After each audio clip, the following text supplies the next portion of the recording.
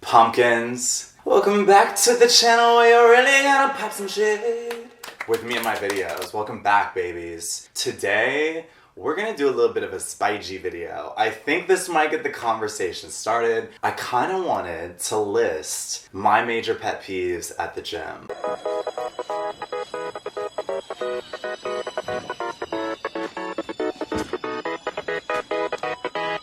I go to the gym quite a bit. And I think anybody who regulars the gym maybe has some pet peeves that they want to speak to as well. The gym is a wildly social place. With that comes pet peeves, what people do, what they don't do. I've got my own, and I think it might start some spicy conversations. I don't really know. The initial motivation I had for this video was really based on one of my buddies on Instagram reaching out to his audience and asking, how do you guys feel as a newcomer going to the gym?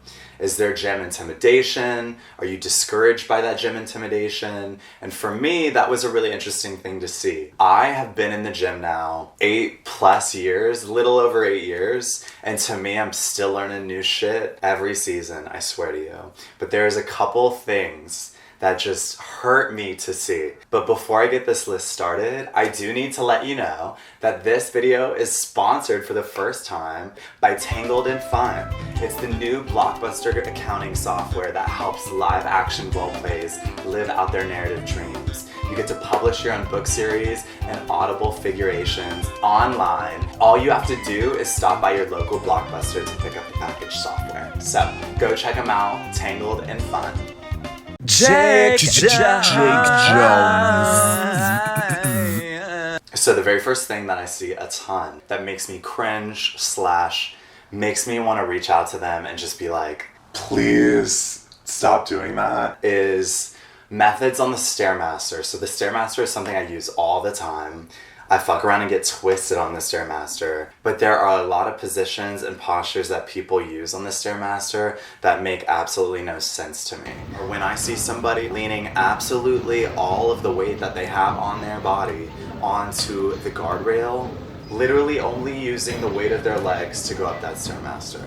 One thing I do want to say, I've done a lot of research at the gym over time. The way to utilize the Stairmaster as best as you can, and in my opinion to work smarter, not harder, is you want to leverage all of the weight that you have. That railing should really only be there as balance support so you don't fucking fall off.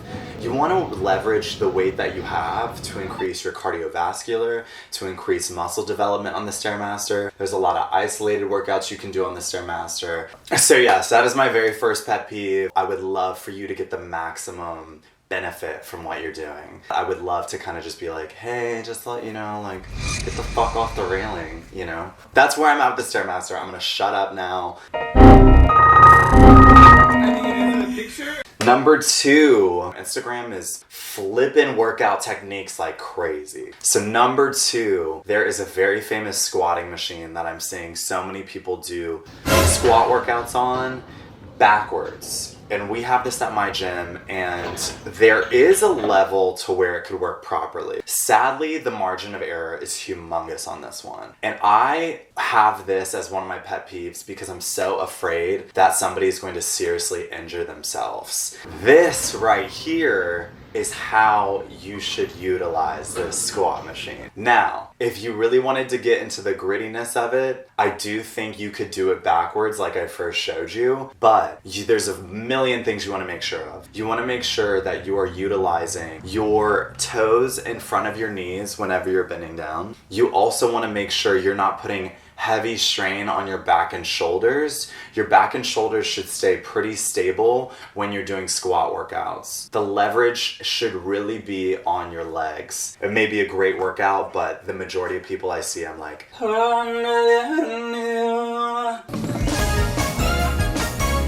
Another pet peeve that I see at the gym is when somebody decides to use 2 machines at once. This kind of goes along the lines of common courtesy, in my opinion. When you're at the gym and let's say you're doing a superset, which I do love, There's a few high intensity workouts that cause you to jump from thing to thing.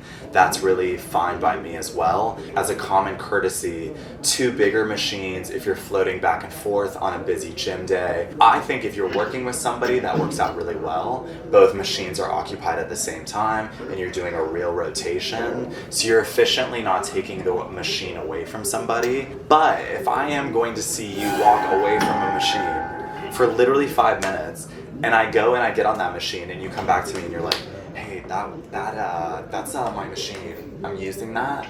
And I'm like, well, little home skill. Like, what? You were just, you were gone. You were up and vanished.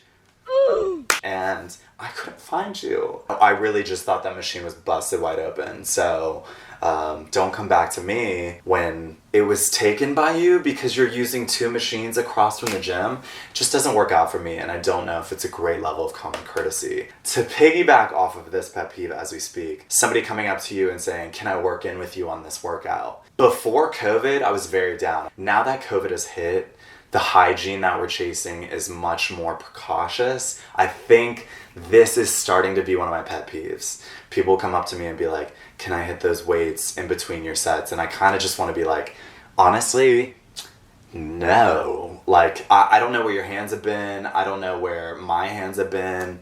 What's up? I'm sorry, I'm right in front of my window and I'm like, argh. So that to me is kind of something I believe should stop, to be honest. I wouldn't mind if that one came back. Right now I'm just kind of like being a little more edgy sketchy. So that is my 3rd pet peeve.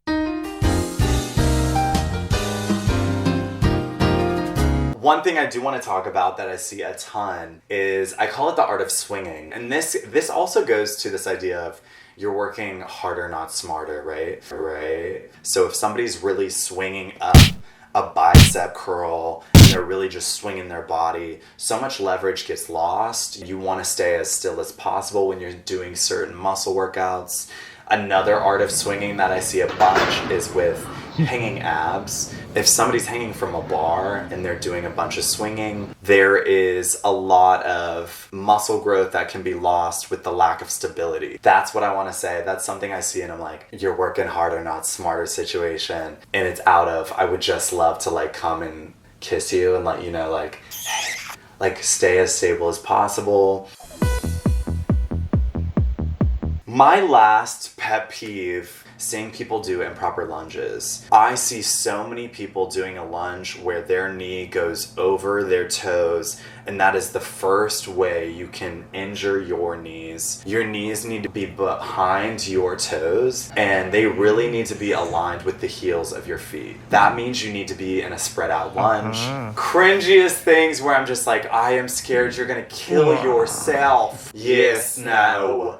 And I know that you know that's grown nuttin'. Obviously, you can tell from this list of pet peeves, there's a streamline of what I find scary, what I want to scream about. A lot of it has to do with improper form. Please be careful about improper form. I am not a fitness expert by any means, but I do consider myself a fit person. Experience can come with time, so that's the only credible flag I want to wave. Working harder, not smarter. Proper form can help you get the benefits of working out way over being improperly in those positions, whatever it may be. I hope it does not discourage anybody who is new to the gym by any means. I think it is all a measure of educating ourselves. I just want the best for people to get great workouts, to get benefits from their workouts, and I don't want people getting hurt, and I want people working smart, not hard. And I hope this just comes off as good intentions, because it just sounds like,